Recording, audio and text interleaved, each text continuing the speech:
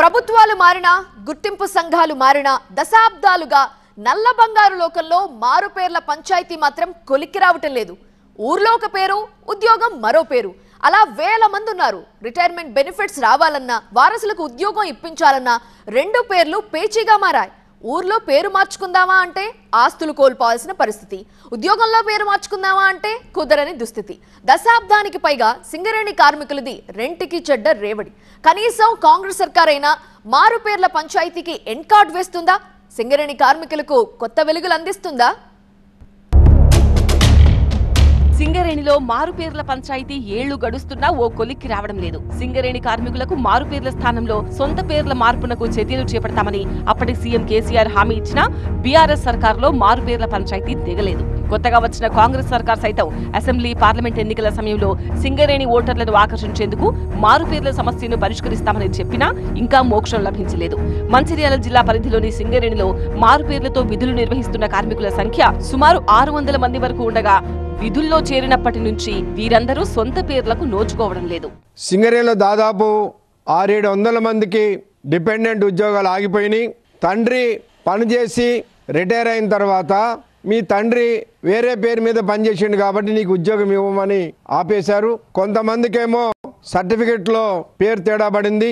రకరకాల కారణాల వలన సింగరేణిలో 6-7 సంవత్సరాలుగా 600-700 మంది పైగా కార్మికులు పెండింగ్ లో ఉన్నాయి డిపెండెంట్ ఎంప్లాయ్మెంట్. సింగరేణి యాజమాన్యం 1986లో పరుగు పందెం పెట్టి ఉద్యోగాలు ఇస్తున్నట్టు అప్పట్లో నోటిఫికేషన్ ఇచ్చింది. దీంతో ఉమ్మడి ఆదిలాబాద్, కరీంనగర్ జిల్లాలోని పల్లెల నుంచి వేలాది మంది దరఖాస్తులు చేసుకోగా వారికి ఎంప్లాయ్మెంట్ కార్డులు జారీ అయ్యాయి. కార్డులు వచ్చిన వారిలో కొందరు పరుగు పందెంలో పాల్గొనడానికి ఇష్టపడలేదు, మరికొందరికి వీలు కాలేదు.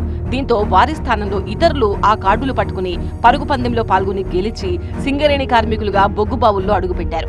ఆ తర్వాత సింగరేణికి భూములు ఇచ్చిన లిస్టులో కొందరు, అప్పో చేసి ఉద్యోగాలు కొనుక్కొని మరికొందరు గని కార్మికుల లిస్టులో చేరారు. కానీ ఊర్లో వీరందరి పేరు ఒకటుంటే బొగ్గు గని దగ్గర మాత్రం మరో పేరుండడం అసలు కష్టాలను తెచ్చిపెట్టింది. ఒకప్పుడు 30-40 సంవత్సరాల క్రితం రన్నింగ్ రేసులో వాళ్ళు వేరే వాళ్ళ కార్డు తీసుకొని ఉద్యోగం రన్నింగ్ చేసి ఉద్యోగం సంపాదించి 35-40 సంవత్సరాలు సింగరేణి సంస్థకు తమ యొక్క వయస్సును మొత్తం దారబోసి, ఆరోగ్యాన్ని దారబోసి ఈ సంస్థ ప్రగతిలో ముందున్న సింగరేణి కార్మికులు తమ వారసుల కొరకై మెడికల్ ఇన్వాలిడేషన్ ద్వారా కానీ చనిపోయినట్టుగా కానీ జరిగినప్పుడు వాళ్ళకు రావాల్సిన ఉద్యోగాలు మారు పేర్ల మీద యాజమాన్యం ఇవ్వడం లేదు. ఒకవేళ నిజంగా యాజమాన్యం అది తప్పు అని అనుకుంటే వాళ్ళు ఉద్యోగానికి వచ్చినప్పుడే పోలీస్ ఎంక్వైరీ ద్వారా చేసుకొని ఉద్యోగం ఇవ్వకుంటే బాగుండు. కానీ ఈరోజు వాళ్ళు ఉద్యోగం చేసి 35-40 సంవత్సరాలు వాళ్ళ వయసంతా సింగరేణి యొక్క అభివృద్ధిలో దారబోసినప్పుడు వాళ్ళ వారసులకు తప్పనిసరిగా ఉద్యోగాలు ఇవ్వాలని సింగరేణి వ్యాప్తంగా 14,000 మంది కార్మికులు మారు పేరుతో విధులు నిర్వహిస్తుండగా మంచిర్యాల జిల్లాలోని బెల్లంపల్లి, శ్రీరాంపూర్ సింగరేణి రీజియన్లలో 600 మందికి పైగానే మారు పేర్లతో విధులు కొనసాగిస్తున్నారు. గ్రామాల్లో మాత్రం వీరందరూ సొంత పేర్లతోనే లావాదేవీలు సాగిస్తున్నారు.